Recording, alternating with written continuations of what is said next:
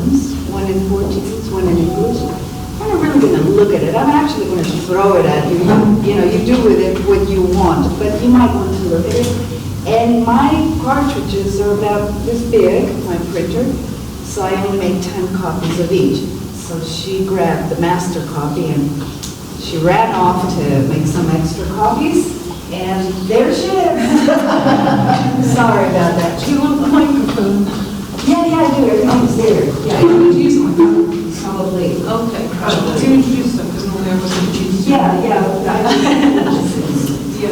Okay, we don't introduce No, me, right? no. No, I didn't introduce myself. I told you what you were doing. Right.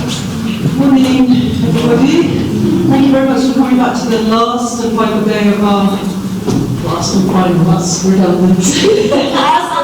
Last and final. Don't do that kind of thing you're writing. Last and final. To the last day of our series of little talks and workshops about English in an academic context, okay? And so I'm very pleased to welcome Beverly Young, who's, well, she's probably going to talk about herself anyway, how long she's been doing translation and teaching English here in Brazil, specifically in São Carlos. So I'll give her the microphone again now, okay? Thank you. Thank you, sweetie. Okay, so I can't hear myself back. So you let me know, is this too loud? No? Okay. Today, in the subject of scientific articles and why did I say translators are not miracle workers, but you are, in a very informal way, I will talk about this. I am not a lecturer. I do not give long speeches, and I do not address audiences. Just about everything I do in my life is 1-to-1, 1-to-2, 1-to-3, 3-to-1. Okay, so excuse me for my lack of formality and for not being, you know, this tremendously versed lecturer, because I'm not. Okay, I'm very informal, although I'm a grandmother, and by the way, I'm the happiest grandmother ever. And I'm, you know, much older than everybody here, probably. I am very informal, and I'm still, in my mind, I'm still back in the 1970s. Jokes. So, let me tell you a little bit about myself. And first of all, I'm going to put on my glasses. That's going to be really important. Second of all, I am going to follow this. Do you know why? Because I just told you, I am not a speaker. Okay? I love a great conversation. I do not know how to do this in the way that most professors and lecturers, although I prepare everybody for lectures and the such, I don't do that. So what I can really do is just get off track, go someplace else. You know, Mommy says, could you go out and buy me some sugar? I said, yeah, Mom. But when I'm off, you know, as soon as I'm out of the house, you know, I say, look at pretty flowers, you know, look at that butterfly. And before you know it, you know, bye-bye, there is no sugar. So this will be my sugar right now. So, many people call me Bevy, rather than Beverly, because it's probably easier to write. Beverly is a long word, and most people here would know how to spell it, but try doing that to a call center, and they say, você poderia soletrar o seu nome? You know, that's when we have problems. Okay, so, let me put on my glasses and tell you about myself. And like I said, I will be doing a lot of reading. Okay, sorry about that. If not, bye-bye sugar. So, when I was at university, I studied comparative literature. I don't know, do I need to explain comparative literature? No. What do you think, Chloe? Yeah, maybe because it's like a mixture of Right. different backgrounds. If I were to study just literature, I would study, let's suppose, if I'm in Germany, I would study German literature, just literature. But if you're studying comparative literature, you will study literature from around the world, the masterpieces around the world, and at different, the early works, then, and all the way to the modern works, depending on what year, your university course is at. So, but then I had a very hard time in my own language with my own area. And that was because I was not prepared for everything that would come. I was a little bit cocky, you know that? Cocky? Metida. I know it all. I really didn't. So when I came to Shakespeare, who I later fell in love with, literally, I just thought, wow, oh, for heaven's sake, what is this? I was appalled, I was terrified. I was wondering, why did I ever choose this stupid area? I was very young, okay, as most of you are today, but you're somewhat not so young because, you're not 18, right? Anybody 18 here? No. See? All right. So, you will often hear from native speakers that Shakespeare's famous sonnets are amazingly beautiful. And some of his most incredible writing is in his plays. That's really true. In the English language, Shakespeare is legendary and known as the greatest playwright and poet. That is my personal opinion. Okay? Of course, many have come after him, but I don't know if they all stand up to all of what he did. So it was only after I studied just about all that he did that I came to this conclusion. I could not do that before, right? I didn't have the background, the data, nothing to back it up. I was just a cocky teenager. But then, as maturity began to set in, rather forcefully at times, that's what happened, okay? So, my second year included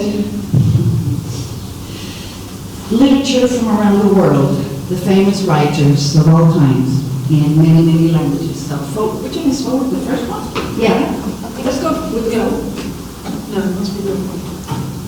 Okay, the bottom one? Yay! So like I said, then came the translations. I wrote this so that those of you whose listening skills just aren't, as quick, this will help. So sadly, I knew I had murdered Le Rouge et le Noir by Stendhal. It's a famous book, by the way, famous. And La Muerte de Artemio Cruz by Carlos Fuentes, Mexican, I think, had been decapitated by my translation. And Gabriela Cravo e Canela by Giorgio Mata was my personal Japanese harakiri with no honor, okay? I really was horrified. I was really, really horrified. This was going to be, like the Titanic. I knew it. It wasn't, but I just thought, oh my God, what are I doing? This is what our teacher did. We had many, many teachers in the different areas, or the different authors, or the different ages, or the different, there were categories. He would, let's suppose we got a book, okay, Carlos Fuentes. So then he would sort of give a few, or one, or a long chapter to a group. This group would have to work together and translate that to English, because it would be discussed. That specific chapter would be discussed in English from the language. Now, bear in mind, we had to do this all at the huge library back in, this was the University of Utah. And we would sit in long tables. and that's where we got things done. But you had to do a lot of that on your own too, because, okay, so you had the entire chapter, maybe it was a long chapter, and then you had to do it on your own. You couldn't do everything in a group. I mean, you patch everything up when you're in a group, but you begin your work by yourself, right? Okay, so, Do you want to know how I read all of these books? And I mean all of these books. It was page by page, little by little. It was just one day after the other, and you eventually get through it. I mean, you think you can't. I didn't go skiing as much as I wanted to. I didn't go out with my friends as much as I wanted to. But I did. I got through all of those books. All right, so by my third year, okay, I was beginning to feel the words. I wasn't just looking them up in a dictionary. I was actually feeling them. I was actually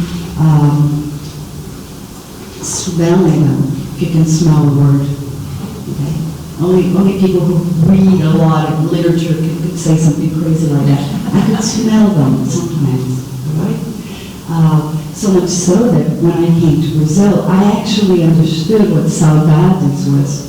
And everybody goes, oh, do you know what saudades is? You don't have it in English, do you? I said, I do know. I know exactly what saudades is. Because I had felt it. I had been able to go through the motions. Okay, so I was really still very frustrated because I didn't speak any of these languages, and if somebody were to, talk to me in French or da-da-da-da-da, no, I would not understand. I had to read it because I was a visual. So that's why I relate to many of you, and those of you who go further and then you immerse into the listening and the talking, well, hey, congratulations, because that's the next step, right? That's when you can actually go, and I hope you don't. But let's suppose you go to some stinky place like Kansas, and someone talks to you, and you actually understand and talk back. Yay! Okay. I mean, let's go to San Francisco, and let's go to London and Prague. You don't go to Kansas, but in case you do, you never know. All right, fine. So, I have classes in all of these languages, but not in German, because my father, being the son of a German, I thought he would help me. However, my family left cold Utah and went to sunny Florida. This was by the end of my first year, beginning of my second year of university. No German. And by then it was too late for me to try and fit that in. All right, so in those days, to the horror of many young people, we're talking about the 1970s, right? So no online dictionary, no online nothing. It was really, that word did not exist. Did it exist? No. It did not exist.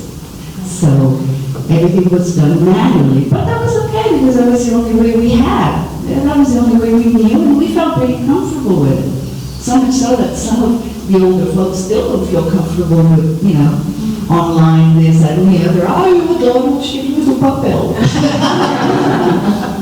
I only read, on my tablet and Kindle. You know why? Because I can make the font this big. This big. I can't do that with this, right? Plus I can carry, over 70 books with me on a plane. The train, whatever. So yeah, I'm all for it. Okay, let's go on. So, I wrote here that this was the most difficult period of my life. It was. Hi, Jane. It really was the most difficult period of my life. It really, really was, okay? But I know for a fact that it was, okay? During this time, that I saw the many differences in all of these differences in all of these different languages, okay, and books that represented the best of the best. And as I will later explain to you, I do make an analogy, okay, I was able to see the beautiful trees and the exquisite fruits, the jabuticaba berries, the mangoes, the oranges, the grapefruits, the lemons, and the avocados. And you're thinking, this woman's going crazy, right? No, I'm not. I am going to talk about that. Fine. So, as a long-time translator and reviser of the English language, and here I am, again, scripted, because if not, you won't get your sugar. I have seen my share of some very interesting and sometimes very funny things in the hundreds, and I mean hundreds of papers that I have either translated or revised for English. Okay, so who are the people who do I serve as? Well, I cover all of the areas. I mean all of them. I do technology, innovation, contracts, patents.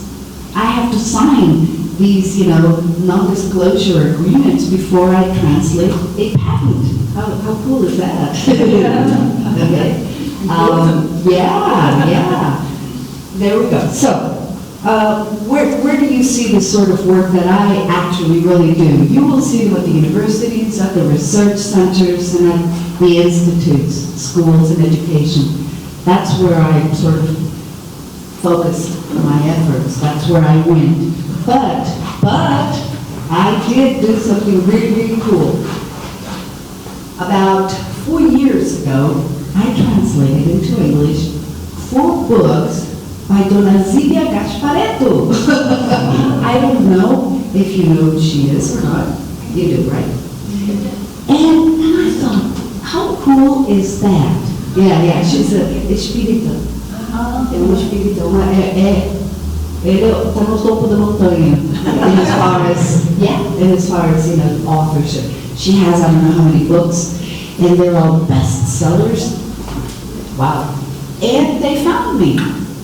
And I'm going, yay, they found me. I know why. And I said, I know why. I know why. So, yes, I do all areas, but of course, and forever and always, literature and literary translation will probably be my favorite. Okay? Chloe will later read, I am going to ask her to read this, the Shakespeare sonnet, number 18, as I said, okay, but that's going to be later. That is, I will not translate them. The only poet I ever translated to Portuguese, and this is on my own, just for fun, is Cora Coralina. So I have that, I do those things, again, just for fun. What else do I do for fun? I write books for fun. They will probably be burned after I die. Post-mortem, bonfire. I like to write for young readers. Probably because my name is Beverly Young. Forever young. No, I told you, I'm still in the 70s sometimes. And so young readers, they are everything I like. I mean, they are so pure still. They're discovering the world. They're making sometimes terrible mistakes, and they can't walk back, or they can.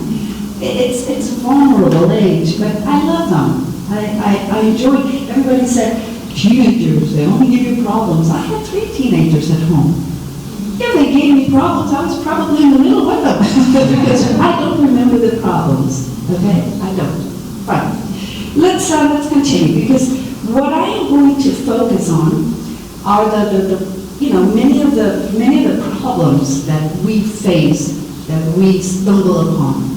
But first of all, let me tell you, I am really amazed at how many people actually do speak English or understand or read or in some form communicate through English or with English.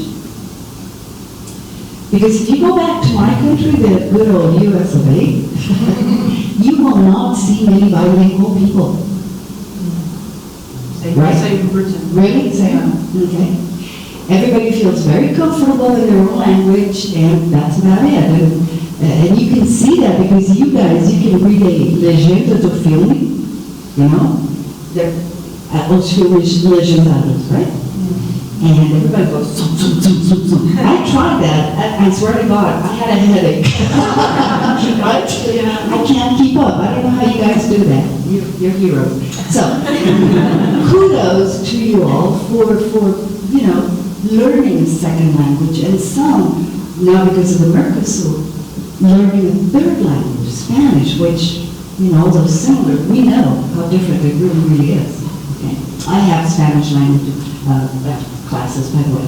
Okay, so Let's focus on some of the critical problems that I regularly see. Go on one, right? Well, first of all, how about troubleshooting the obstacles? So, troubleshooting is a form of problem solving, often applied to repair failed products or processes. It's a logical system, systematic search for the source of a problem in order to solve it and make the product or processes operational again. Well, you can put that and bring it down and say, well, because that is to troubleshoot. I mean, you say, troubleshooting, isn't it a noun? Yeah, it should be. We verb it. We verb it. We make it into a verb. So you troubleshoot something.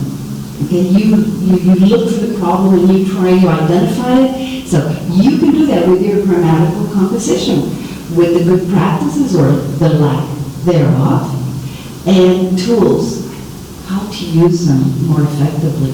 It's like an aspirin is really, really great for a headache or something else, but what if I take the whole thing?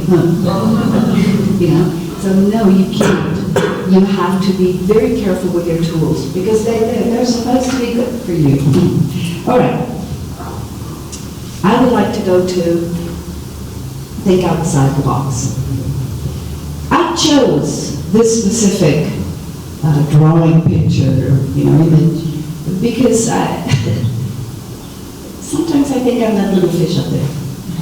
Okay? I think many of you probably feel like that little fish up flying from one puddle to the other, okay, venturing into something else. But in any case, this term originated in the USA in the late 60s and early 70s. That's when it really came to be.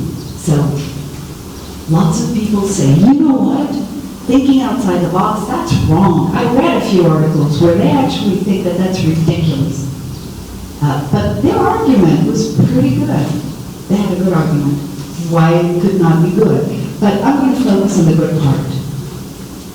So, think outside the box. Thinking outside the box is a metaphor that means to think differently, unconventionally, or from any perspective.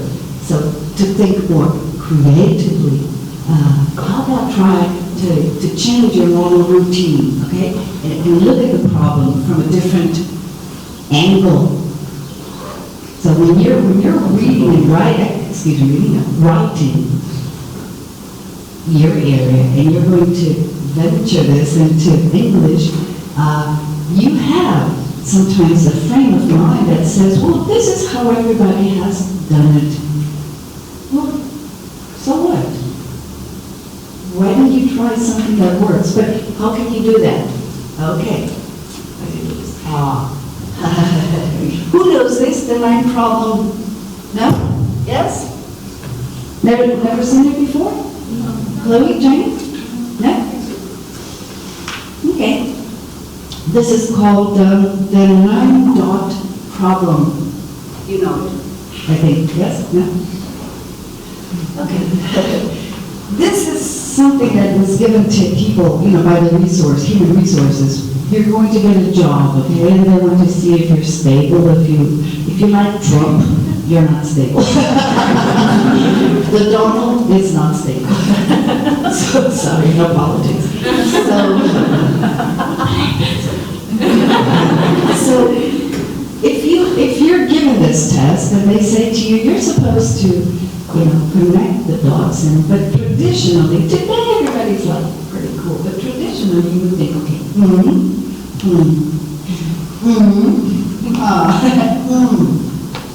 So, look at that.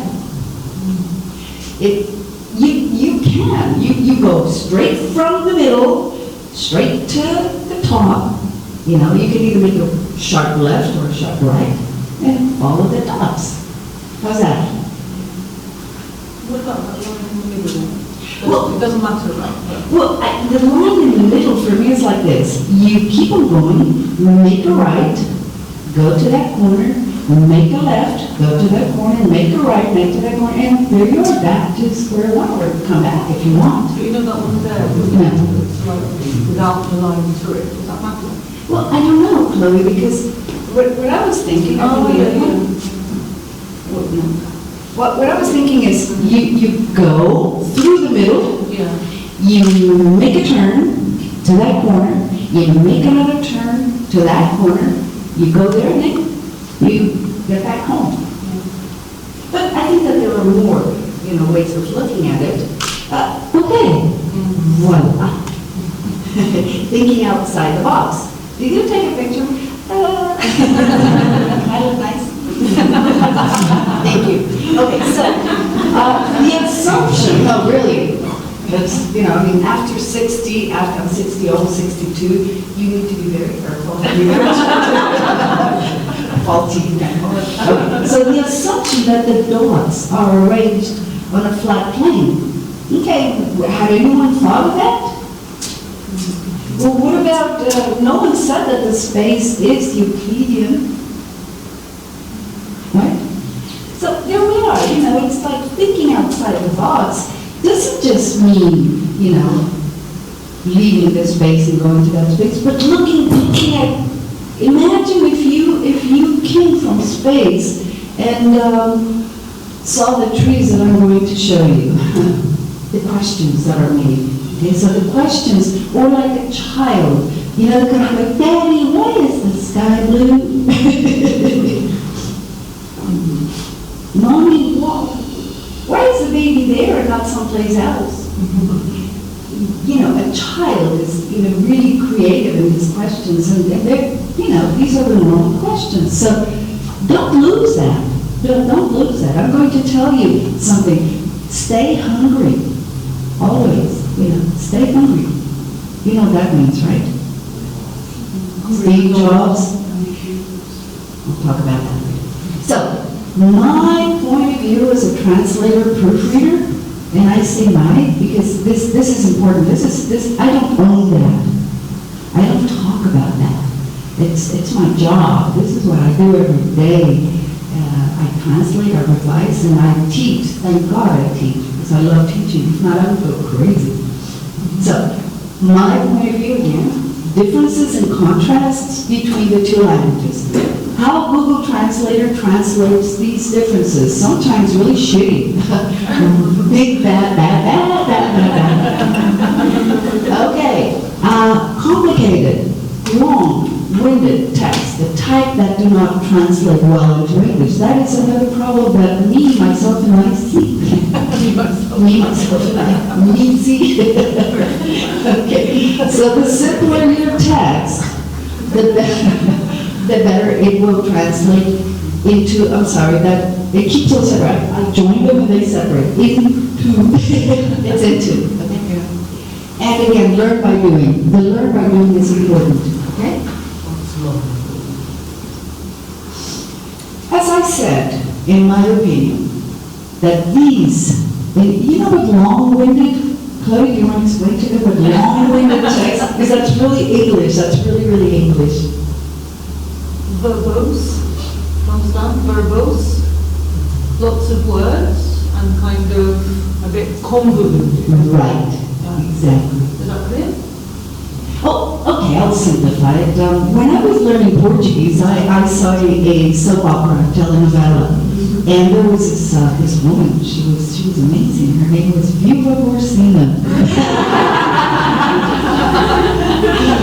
Okay, her appearance was long-winded, if you know what I mean. The earrings, the hairpin, the keys, the necklace, and another necklace, and then the earrings, and then another earring, the rings, and the bracelets. So yeah, in the text you can have the same image, which means verbose, right? Long-winded. So how do you? But then all of a sudden you say, but I like it. Okay, I own this. This is mine. This is how I like to express myself. And I say, okay, fine. So why don't you do something about it? Because when you want to throw this square into that round, something weird is going to happen. Okay. Why don't you look at it like this? We have two trees and we have two languages. Portuguese and English are both conventional languages, and share certain aspects, but their fruits, well, their fruits are quite different. When I first came to Brazil and saw a jabuticaba tree, I didn't know what I was looking at. Right? I was amazed. I have one at home today, and she is the queen. I call my jabuticaba tree Her Majesty. I do, I really do. I even put that on my Facebook. It's always like, look at who's in my Facebook, and I was, oh, yeah, there's Beverly Young. So then I say, or I ask, é possível a tradução literal? É? Não sei. Vocês acham que é possível a tradução literal? Não? Jabuticaba. Hein? Jabuticaba. Ah, a língua de jabuticaba. Exactly. Ah, I see. Okay, right. Não vou poder traduzir jabuticaba. It's jabuticaba. Yeah. My friends back home in the United States, they are, what's jabuticaba? You can write it in English. Yeah. Very good form in English too. Yeah, and then you have the botanic name, right? Oh, yeah. You do have it, I can't remember, because I think the origin is in African. It's an African, believe it or not. I looked it up. Yeah, but you say jabuticaba. Today, my American friends, Facebook friends, and people who I, keep contact with, when I say jabuticaba, I said, oh, I made some jabuticaba, jam. They know that today. Cool, huh? Okay. So, two trees, two languages, both have roots, language, structure, both have leaves, composition, parts of speech. The jabuticaba fruits are berries. Aqui está, a frutinha nós chamamos de berries, tudo bem? Because everything that's little like that and round is a berry. The jabuticaba fruits are berries growing right on the trunk and main branches. Think of it not trunk. Please take this metaphor and take it to English and Portuguese. Right? And then you have the mango, because I say, no. The mango fruit hangs from the branch, causing the branch to curve down so low it sometimes drags on the ground. And it's held by a stem. This stem is strong, okay? It holds a mango yay big, okay? Yay big. It's not just a little stem, it's one hell of a stem. And it holds a big mango fruit. But the berries in the jabuticaba, they're all clustered on the branches, right on the trunk. How different is that? I mean, just because you see it every day doesn't mean that it's, for you it may be normal. For an ET, it is not. Anybody coming from another place would say, right? Okay. So, I'm going to bore you a little bit now, so I'm going to go fast. I'm not going to, because I don't want this to be a class. So, this is grammatical compositions, and Portuguese and English are both conventional languages and share certain aspects, but their fruits, hey, they're different. So, how do we know that? Well, look at the nouns, look at the adjectives, how you use them, look at the possessive nouns, look at the prepositions, articles, apostrophes, little critters, these. And the compound words. So, la nouns, short, okay. O, E, and A, right? O, A. Because, yeah, right, it's either masculine or feminine. First of all, there's the first thing in the structure. I know that you said, yeah, I learned that when I was doing English 101. But it's still there, and that is one of the basic differences, in these languages. I think French has it too. German, unfortunately, D does do. And Portuguese, thank God, only has two. O, E, A, right? Yeah. Okay. English only has the. That's easy.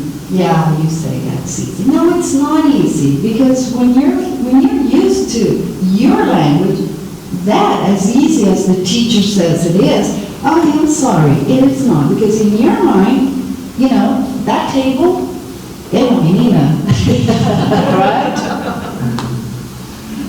So, sorry, easy, better said than done. I don't agree with the easy part because your mind is this frame that holds all kinds of information, and this information, when something is feminine or something is negative, no.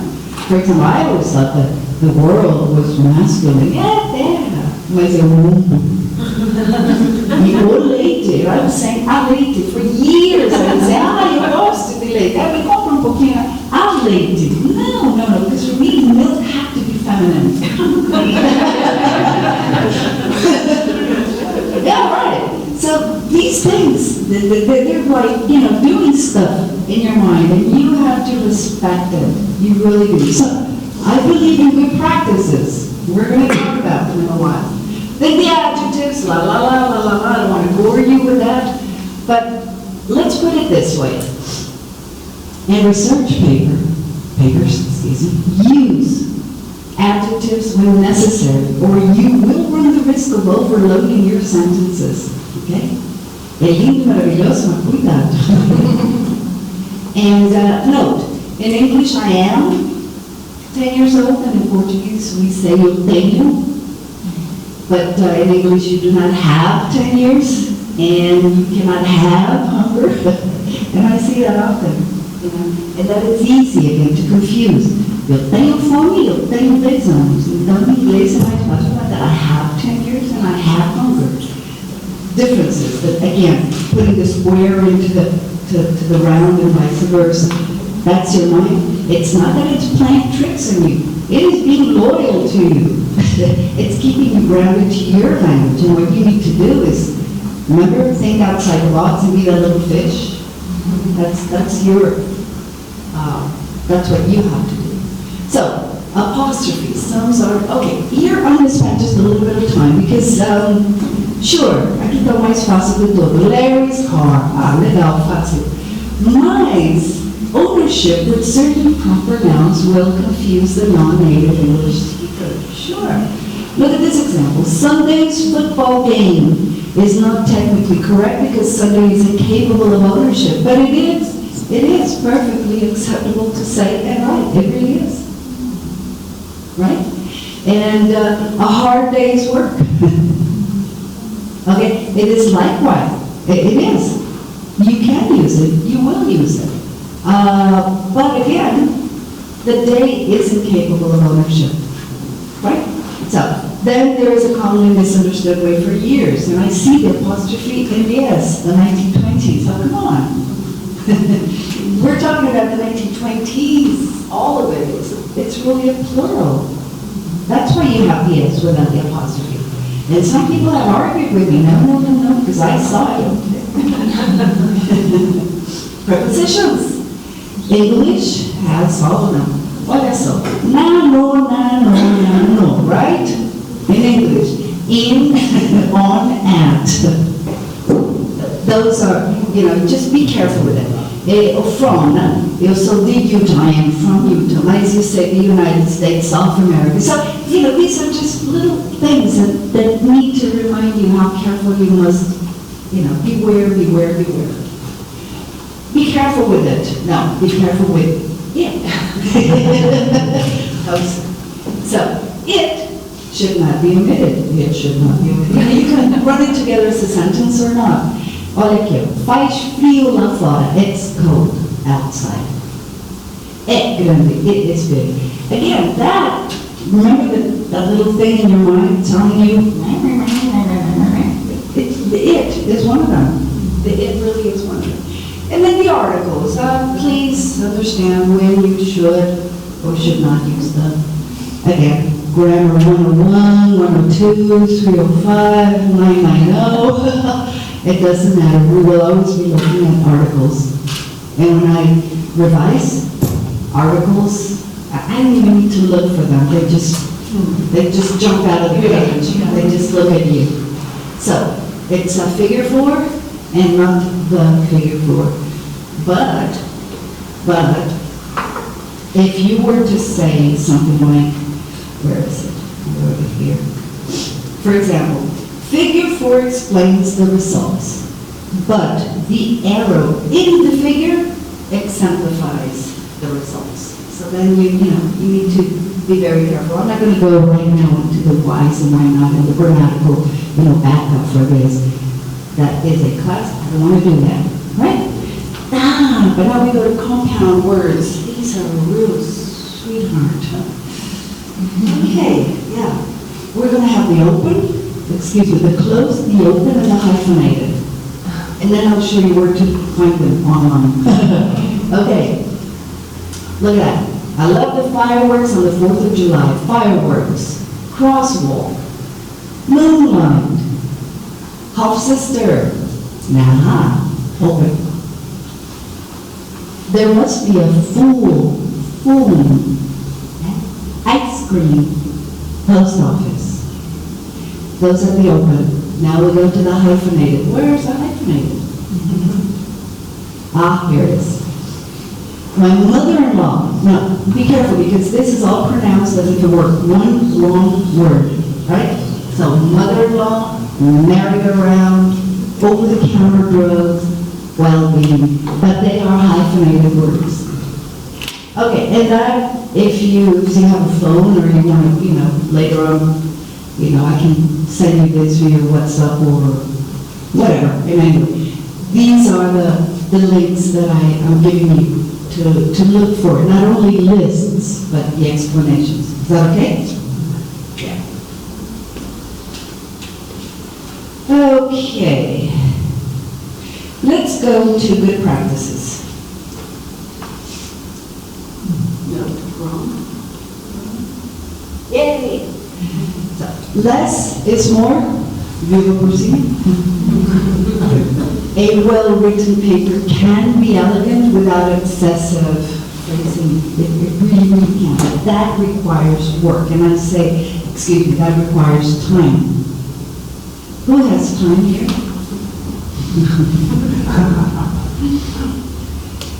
That's the problem. So we take all of these shortcuts because we don't have the time. We'll make the time. Right? So, when writing a research paper, your goal has to be to write as concise as possible to the point. Do not get sidetracked. Your mommy says, go buy the sugar. You come back in 20 minutes with the sugar. If not, you're going to do this merry-go-round with this article, and it is going to look ugly.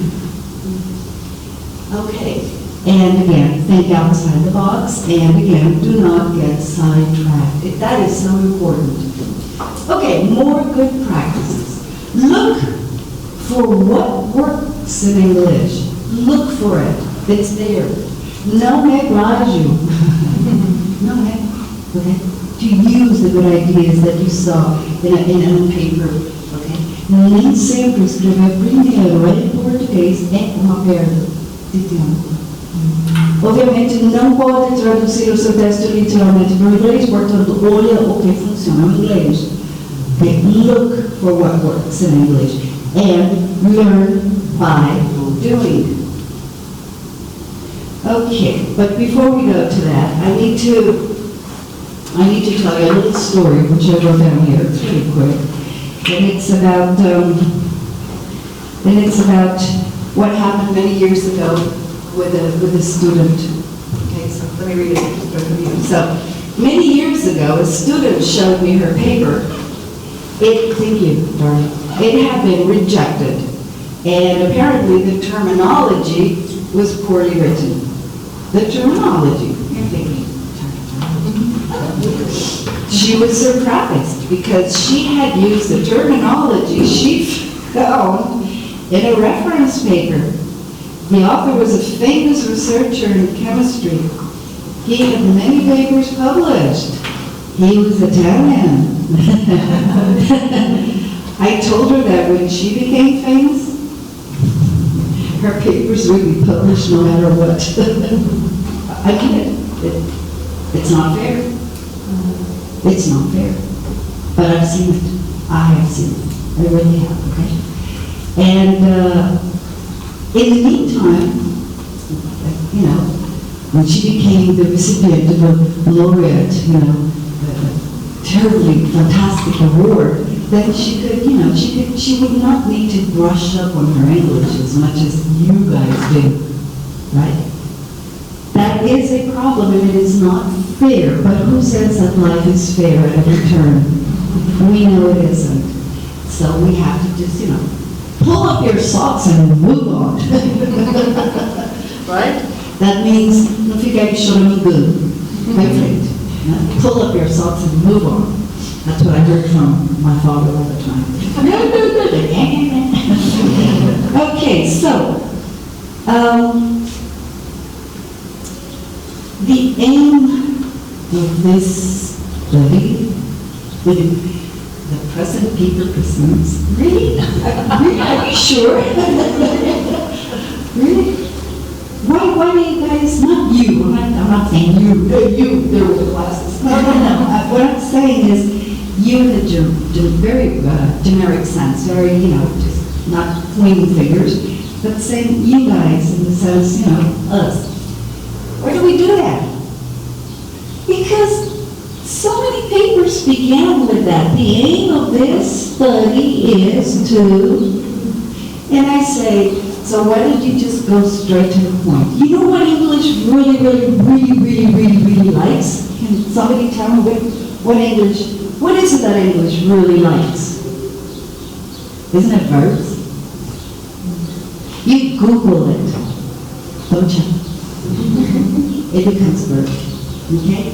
You say it, you own it, you Google it. That is the latest example of how, verb-oriented our languages. So if it's a language that really likes verbs, why would you want to start using all of these nouns? Oh, because your reference language maybe likes it, and it sounds beautiful in Portuguese, doesn't it? But it sounds really weird in the other language, okay?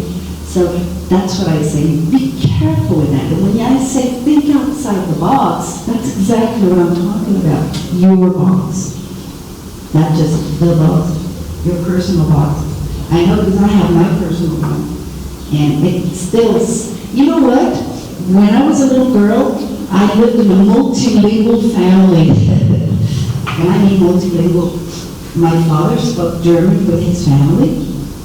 My mother spoke Italian with hers. And my Jewish grandmother, guess what she spoke? Yiddish. Okay? And that's the way it was. And it was normal. I didn't think it was weird. So those things just, my friends who would come, play with me, they thought it was a circus. If anyone showed up on Sabbath, on Friday before, what happens in the Jewish family, Fridays before it gets dark, they thought it was witchcraft because she was carrying the menorah around. Okay, so you need to establish what else? Significance, dramatic increase, key technique, significant increase, crucial issue, challenging area, well documented, widely recognized. This without this method, let's say it's a method. This method plays a major part in, I know you guys prefer to say plays a major role. No, papel, desempeña un papel importante. But, okay, you want to say plays a major role. Okay, but you're not really, Broadway. So, how about it plays a major part, which is basically the same thing. What else do we have here? Okay, we're going to go to the tools. Take a look at this. Let me not interrupt you while you read this.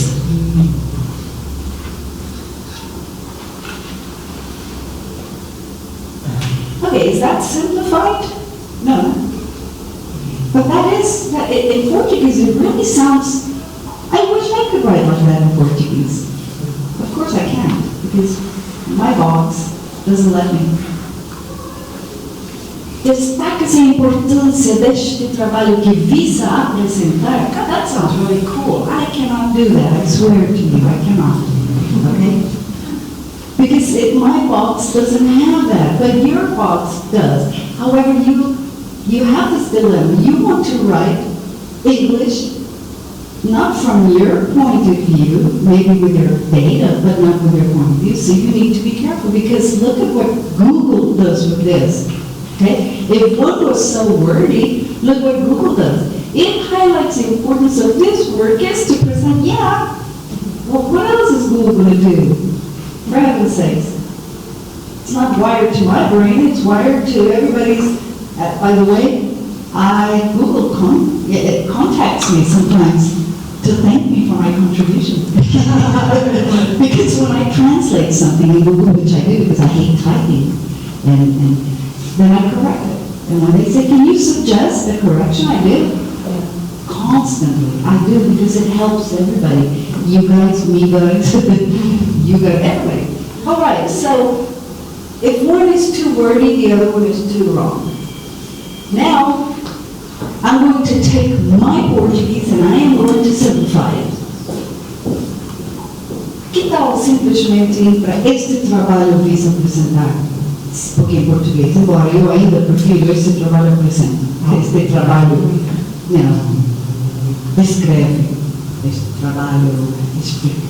But okay, let's remember that the translator, the reviser, is not supposed to be butting in your business every sentence of the way, okay?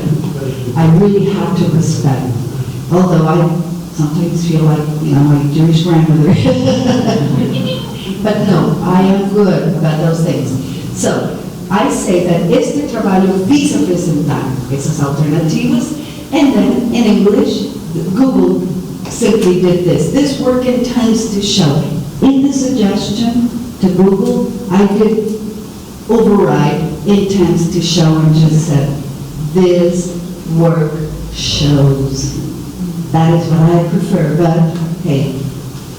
Then I did change this speedy and cost-effective characterization of alternatives to characterize the natural environment at a suitable scale for planning activities and to provide the correct groundwork in order to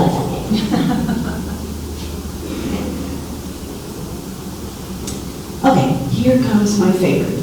My one and only is really this tool. And I want to ask, how many, raise your hand if you did, how many use a thesaurus of any type? Yay! Who else back there? Yeah? Okay, and of course, yeah, because we were brought up using thesauruses, right? I still have mine, it's from Rogers. Yeah. So it's yellow, dark yellow, brownish.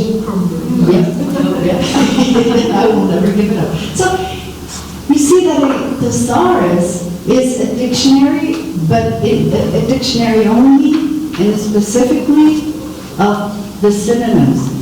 Does anybody here have a computer online right now? No? Yes? Oh, everybody has their, that's so old-fashioned. He opens up he flips open his phone and he says, yeah. Okay, go to thesaurus.com. And any of you who right now is carrying a phone wants to do this with me, fine. And what's really cool about this is that we can receive the information of a word in all of its beauty, glamour, and whatever. But then you will receive how they are, because this is what I tell you. You will have access to all the synonyms and antonyms, okay, that you are looking up, and all the phrasal verbs that you are looking for, or maybe unintentionally, because a thesaurus gives you the core concept and the different shades of meanings, similar meanings, okay? A dictionary of synonyms. Okay, so let's choose a word. Does anybody let's choose one word that we will throw in there. Something that maybe, anybody? Chloe, Jane? Research. research. Why not? Type in there, research. R-E-S-E-A-R-C-H. Research. Oh, good. She has a good one. Thank you. Good. There, that's the one. That's the one. Okay. Scroll down just a little bit. Oh, you didn't know. In mine, what happens, okay, scroll down. I'm sorry, I wanted to see if you find it. We're going to, do you see that you have a C definition of research? Thank you. And it gives you, all kinds of synonyms. You have all of them. Of course, you have to be, there it is, in dark. Okay, did any of yours go like, some parts are dark and some are lighter? Okay, the darker ones are the ones that have a closer meaning or a more immediate relationship. Whereas the other ones, they begin to get further and further and further away, but they still make sense, okay? So then you have analysis, exploration, inquiry, investigation, probe. Now you go to the ones that are a bit further away. Delving, experimentation, groundwork. Yeah, let's go down. But what I want to show you is something that will give you many meanings.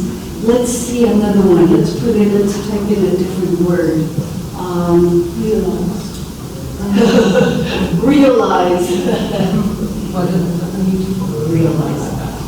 R-E-A. She found it. Okay, now go a little bit down. When you go down a little bit, that dark thing will pop on your screen. If you don't scroll down, it doesn't do the dark thing. There it is. Okay, and now you go a little bit up, please, scroll up. Okay, there you have verb, appreciate, become aware of. What else do you have? You have verb, accomplish. And then you have another verb, which is gain and earn. Let's go to the accomplish. Okay, click accomplish. Now it changed, didn't it? The accomplish now gave you bring about, carry out, complete, do. Now, not so dark. A little further away now. Actualize, consummate, blah, blah, blah, blah. That's what this thesaurus does. It's really cool. Thank you, Lori. My thesauruses, the ones that are on paper, all of them do that. All of them do that.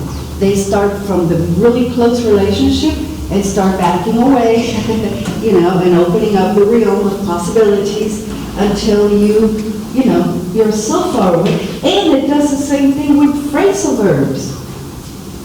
Okay, which is cool, which is really, really cool.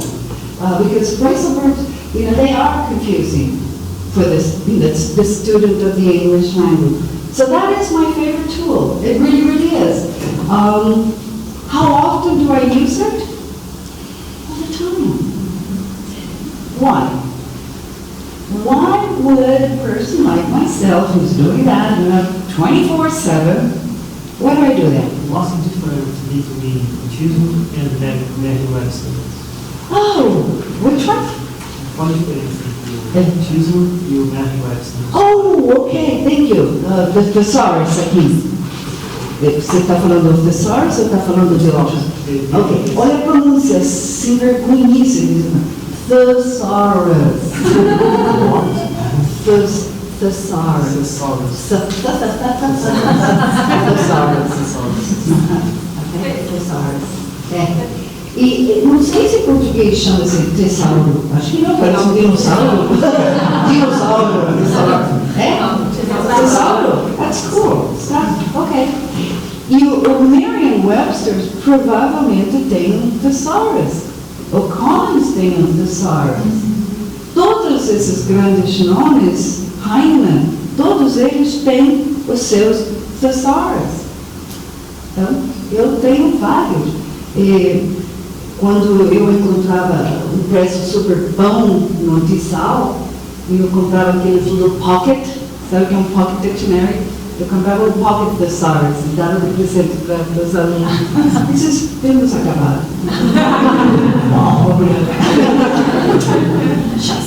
Okay, so, yes, let's go on. So, tips. Look up the terminology online, please. Please, please, please, okay? Look up the published works of your reference authors. Be careful with be careful, okay? You may think, oh, trust the reader. When I say trust the reader, I'm really saying trust the reader. He's not an idiot. I swear he is not an idiot. The reader of your work. You don't need to repeat over and over and over. He is not an idiot.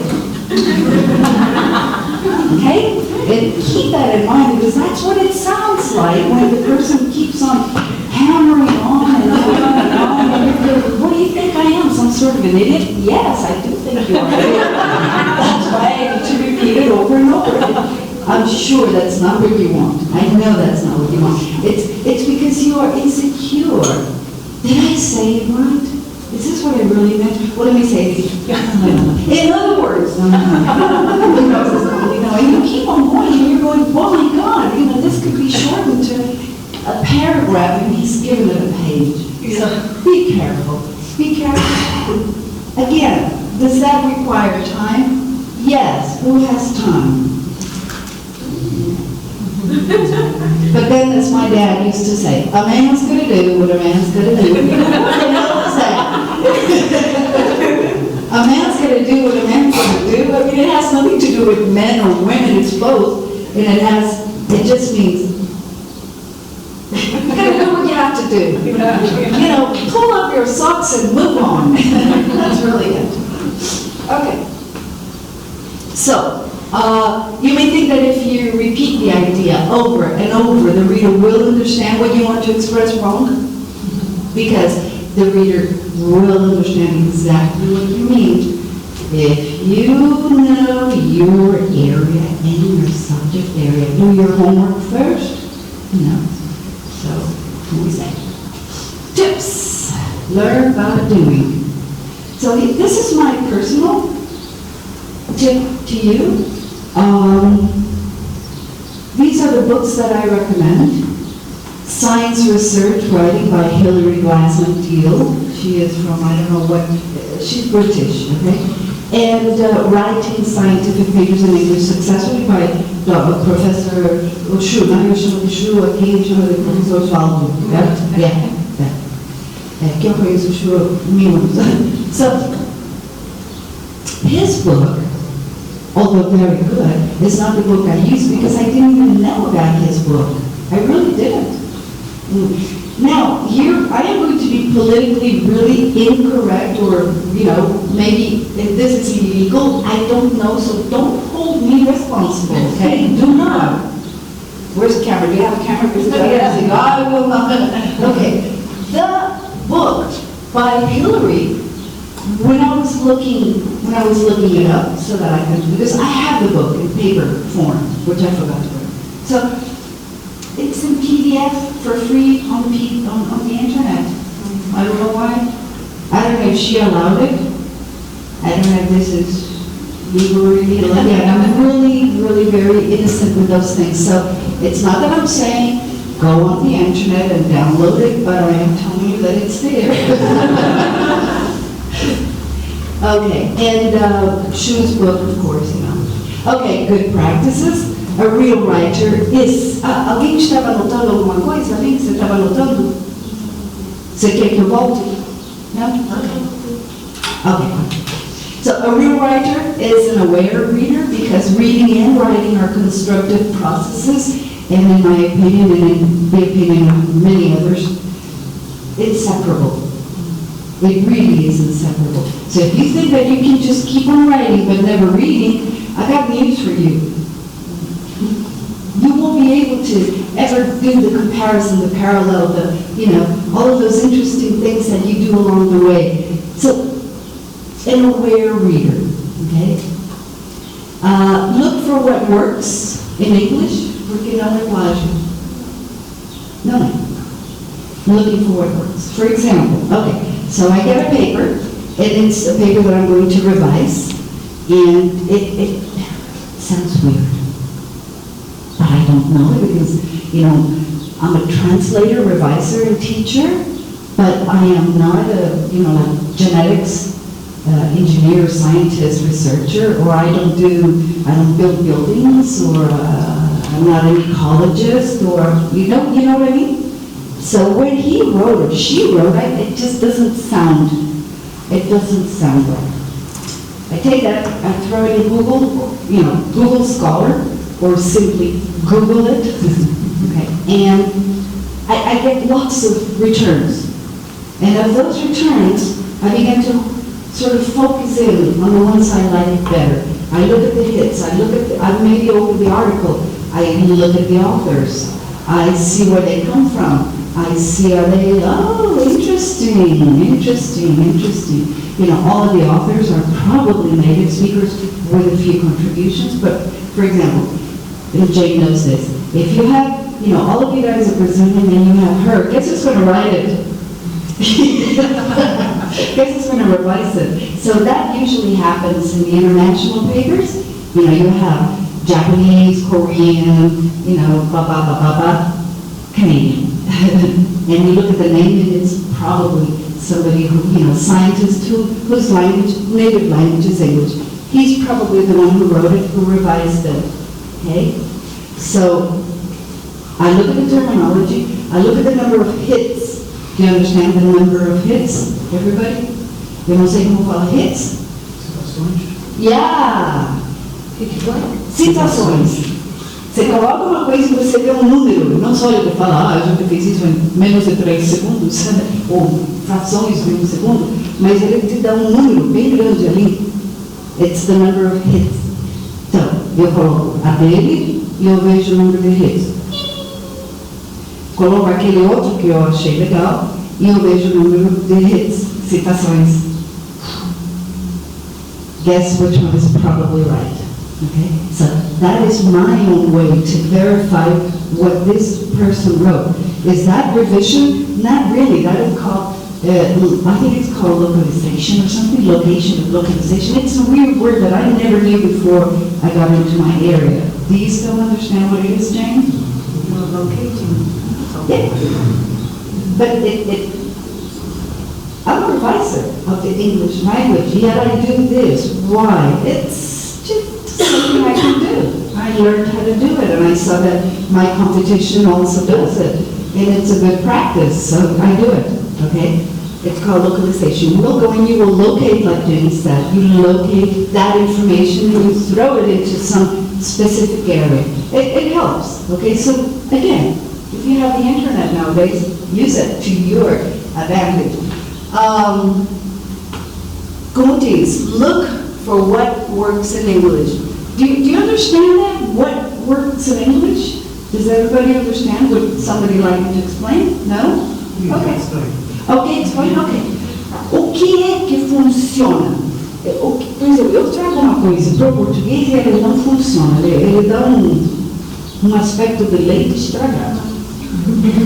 Sabe? Então eu falei, não, porque eu traduzo também para o português, for myself, não profissionalmente, jamais faria isso. Isso não se faz comigo. E eu vejo que não soa, it doesn't work in português. Eu vejo que o que eu traduzi não funcionou. Então, look for what works in English. E você desenvolve esse termômetro teu, né? Você vai desenvolvendo ele. You begin to feel, what it is that you like.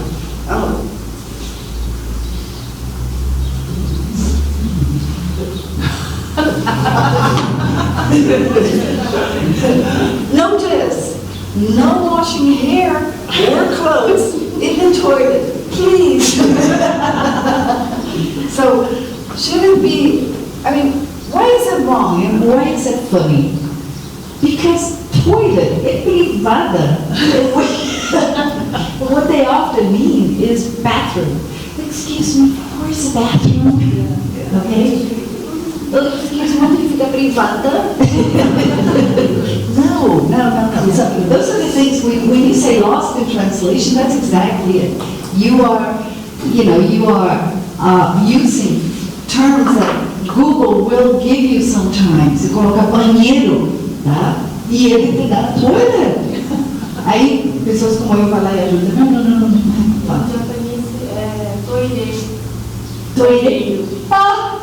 Acho que Olha só. toire. Toire. Olha, thank you so much. Oh, God. So this is Japanese, right?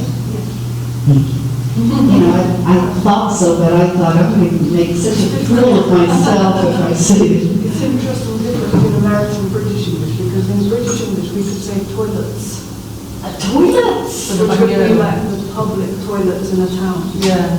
Voila. Okay, yeah.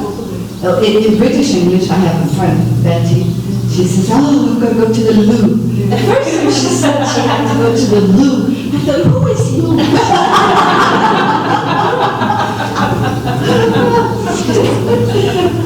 Okay. Look, what I did here, and I'm going to, so everybody just fica com cada tá? É de um de outro. Ah, de de outro. Depois que chegar, eu não tenho graça. É, porque uma é português e outra é inglês.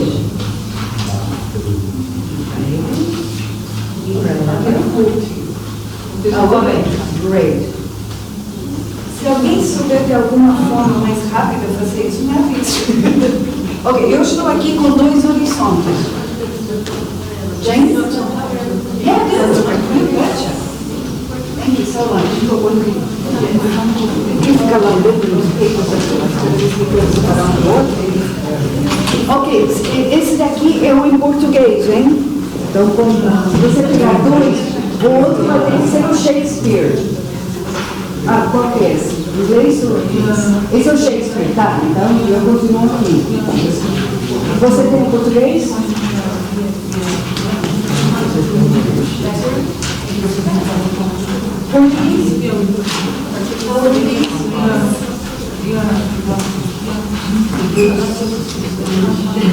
Não, really. Não consigo olha, português.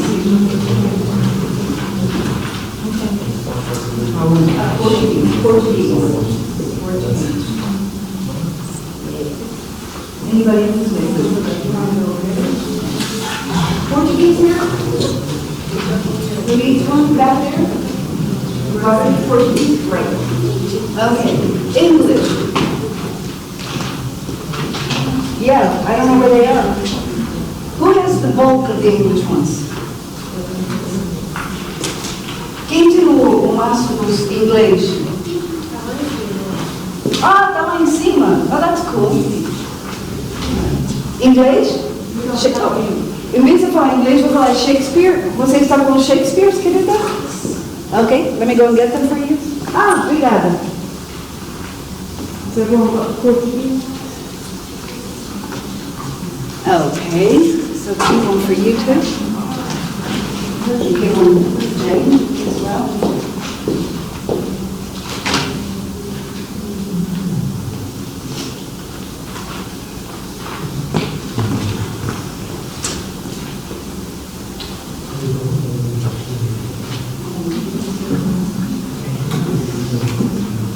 English, Shakespeare?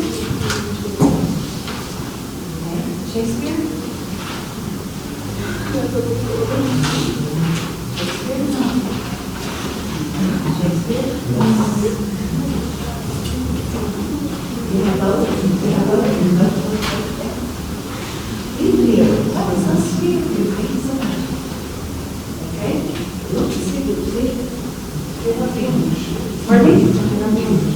Certainly do. I think there's two of them, so. Yeah. Janie.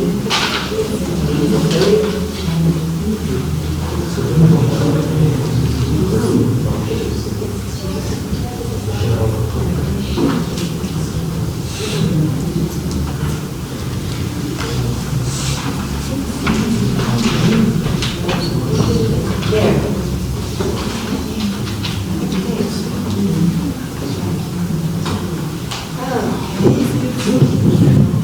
Okay, so this, we're not going to spend a lot of time on this because, this is not it. And, what I want you to understand from my point of view, remember this is my point of view, okay? I don't own it.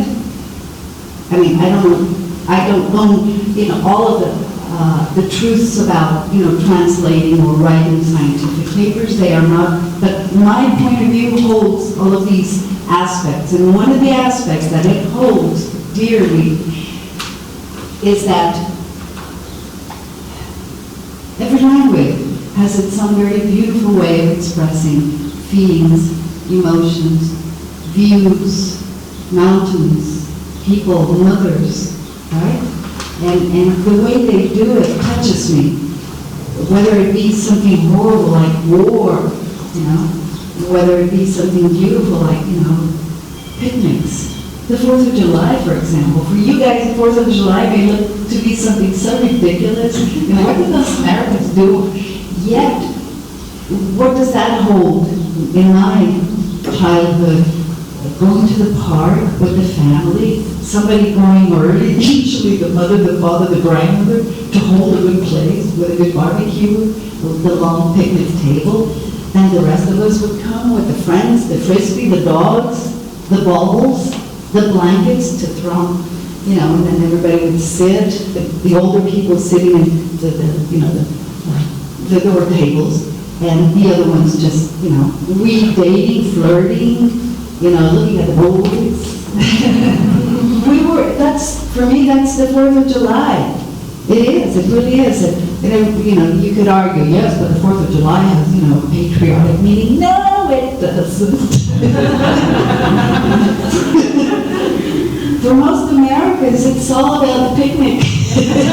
The frisbee, the dogs, the dating, the looking at the guys, And that's true. I was a teenager. I would go with my girlfriends. In those days, it was your girlfriend. It was your best friend, your bestie, and that was the 4th of July. So, how would someone convey the 4th of July to you in a poem or in a story, so that you could break away from what you see on, YouTube or television or whatever, through writing, expressing to you through the feelings that words can convey. I can do that in Japanese, I can do that in, not me, but we. In whatever language you speak or choose to learn to communicate. So now, ladies and gentlemen, I present you, Chloe, because I have asked her. Oh, this morning, just this morning, Yeah, I asked her just this morning. Just now. I'm a coward. So, because Shakespeare in sonnet number 18, ladies and gentlemen, is one of my favorites. It really is. But, like I said to you, when I first began university, I was appalled, I was distraught, I was horrified, because I didn't understand my own language, Shakespeare's language. And later on, today I do, and I fell in love with it, but not at that time. So now what we're going to do is give you the Old English, which yes, you can probably see there is really quite different, and the paraphrased, which does you a favor. It brings it to this, communicative, more modern, version of what it really meant to say. Because, shall I compare thee? If I say, how are thee? You will understand, because you want to hear the you.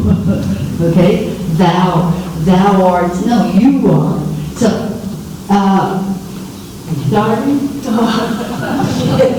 Which one do you want to read? I'll read the Old English one. Okay. Sonnet 18 by William Shakespeare. Shall I compare thee to a summer's day? Thou art more lovely and more temperate. Rough winds do shake the gully buds of May, and summer's lease hath all too short a date. Sometime too hot the eye of heaven shines, and often in his gold complexion dimmed, and every fair from fair sometimes declines, by chance or nature's changing course untrimmed. But thy eternal summer shall not fade, nor lose possession of that fair thou art. Nor shall death brag thou wanderest in his shade, when in eternal lines to time thou growest. So long as men can breathe or eyes can see, so long lives this, and this gives life to thee. Thank you, thank you, thank you. Oh my God, how beautiful. Okay, so in the updated version, paraphrase, you will see that now you can understand just about everything. In the other one, you might have felt, because does anybody remember that? Que o amor seja eterno enquanto dure? It isn't. It means something. The words are not just there. It brings to mind something like, and it does, because when I was a young teenager and I fell in love, and I did so many times, it was forever. Where are they? I can't even remember their names. They were, I remember looking at me and cute. Oh, I'm so in love. Right. Okay? So it has a profound meaning. You're almost there, because when it is there and you are feeling it, and it is forever. So here at the end it says, because in my eternal verse you will live forever, so long as there are people on this earth, so long will this poem live on, making you immortal. It's a love poem. This is one of the really famous sonnets, okay? 18. So for those of you who see this for the first time, this is my gift to you this morning, because it was a gift given to me when I was. And then, of course, we now have, and I am not going to read this because it's in Portuguese and I would destroy it, decapitate it. But I would like to ask somebody to read this, please, in Portuguese. Anybody? Hello? Yes. Okay. So, excuse me. So this one here is Machado de Assis. And again, look at the language structure. Look at what you just saw in English, and now look at what you will, be given by another heavyweight, another masterpiece. Please. Dois horizontes fecham nossa vida. Horizonte, a saudade, o que não há de voltar. Outro horizonte, a esperança, os tempos que hão de chegar. No presente, sempre escuro, vive a alma ambiciosa na ilusão luxuosa do passado e do futuro. Os doces brincos da infância, sob as asas maternais, bobas andorinhas, a onda viva dos rosais, o pouso do amor sonhado, um olhar profundo e ardente, para na hora presente o horizonte do passado. Ou a missão da grandeza que no espírito calor, desejo de amor sincero, que o coração não ousou, ou um viver calmo e puro, a alma convalescente, para na hora presente o horizonte do futuro. O breve correr dos dias sobre o azul do céu, quais são limites do mar da vida? Saudade ou aspiração, ao nosso espírito ardente, navideiro de bem sonhado, nunca o presente é passado, nunca o futuro é presente. Que cismas, homem, perdido, no mar das recordações, escuta o ermo sentido das passadas ilusões, que buscas, homem? Procuro, através da imensidade, ler a doce realidade das ilusões do futuro. Os horizontes fecham nossa vida. Oh, thank you.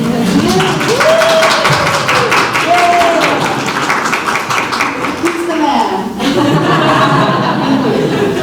So, did you feel the intensity? I felt it. Gosh, that was wonderful. Did you feel with Jane, with Chloe, when Shakespeare is passing them? Tell us, what was Shakespeare, when was he really writing? Do you remember the year? Oh my God, I don't Hello, okay. 1644 is that the day he died. Well, this year is the 400 right of his death of the club. It doesn't matter. Yeah. Whatever. Yeah. But, okay. So if we're hitting the 4-year 100 mark, hey, ladies and gentlemen, we are talking about a really long, long time ago. Did we change? No. In terms of love, certainly. No. How we we see the world and how we feel and how it affects us, or as, you guys like to say, impacts. I don't like the word impact. By the way, isto impacta os resultados. Be careful. Impact really has a negative connotation. Okay? So, how does something, affect, the effect, it will affect, right? So, again, how beautiful poetry is. So if you don't care much for it, I suggest you look at it with better eyes. You will fall in love again. Because the world has seen love, emotion, maternity for as long as we can remember. And the greatest, they write it. They present it. Okay, ladies and gentlemen, thank you very much. And again, no washing hair, clothes in the toilet, please. Do you have any questions? If anybody has any questions, go right ahead. If not, we'll call it a day. Why? I try speaking English. Fala português, se quiser também. I learn. Why writing in Portuguese não é sempre perder tempo? Oh, ok. Porque escrever em português nem sempre é uma perda, okay? So why should we write, why is writing in Portuguese not always a waste of time? Because of your wiring, because of your box. Remember when we talked about the box? Your box? Because when you write in Portuguese, you know what you want. You will go straight to that point if you're careful. And that is what I'm saying. So you write down those ideas first in your language without going, sem periquitar ele ainda. Okay? So when you do that, and then you bring that into English, and then later you want to personalize it, you want to embellish it, make it look pretty. That's okay, but not before. So I do believe it's not a waste of time because your box is really in Portuguese. Your box is not in English, not yet. It may be, but not yet. Any other questions?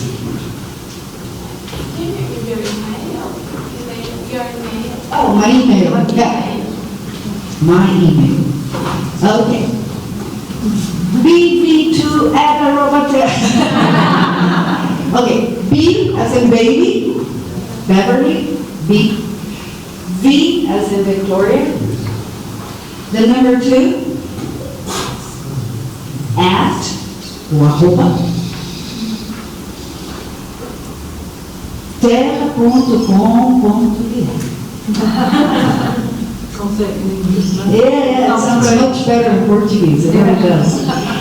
I do have a Gmail account, but it only goes to my phone, and because something happened, it's not synchronized with my computer, and it doesn't go straight to my email with you. But I will give it to you, so write it down. This is the Gmail. Okay.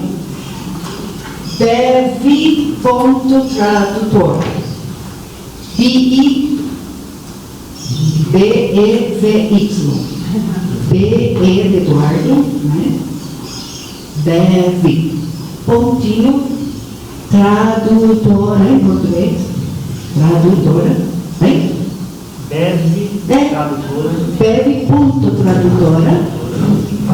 Isso. E esse aqui não é I de índio, é I de Y. De U. Com Y, né? Bevi com Y, please. Então, bevi.tradutora@gmail.com. Não tem crédito. Se vocês tiverem qualquer pergunta sobre o que eu falei, please, entre em contato. Okay? So thank you very much. Have a lovely weekend and take care. God bless.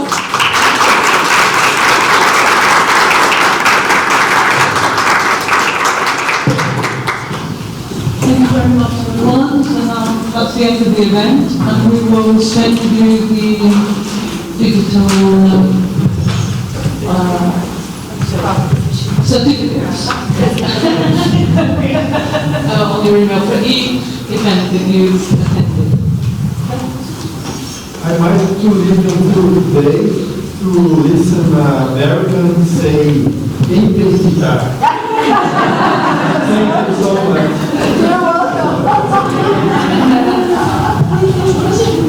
Maybe you can try,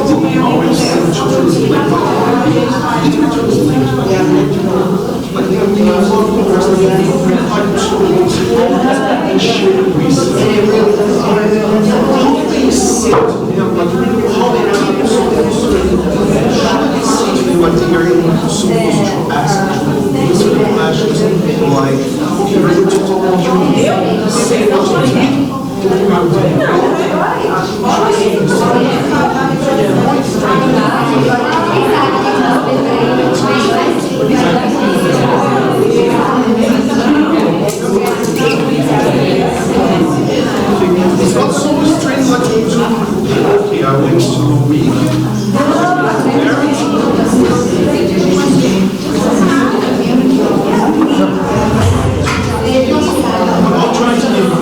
I try to be a teacher.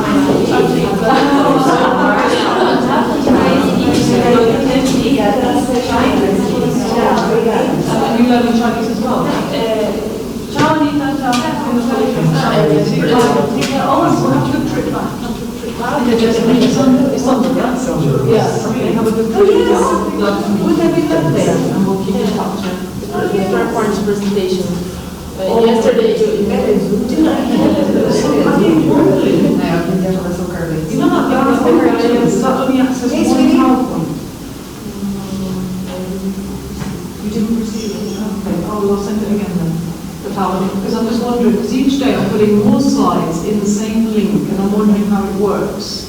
You know, the thing with the Dropbox. Because I gave them the link on the first day, because Shu sent me the slides. So I put it in Dropbox, shared the link. Did you get the link when I sent it? Yes, the Dropbox. Yeah, so when you go into that, are there not the other slides like Yesterday is in the Dropbox. in tutorial views? Yeah, I've been putting them in the same pasta. But I don't I'm sorry. No, it's okay. Okay, I'm just not sure how it works. I'm not sure if that link might have to give a different link, but I think the link is for the pasta, yeah, it's for the folder. Yeah, so check, if you have a problem, send me an email, please. Okay. Okay? Bye. Thank you. Bye. You want a picture? Oh,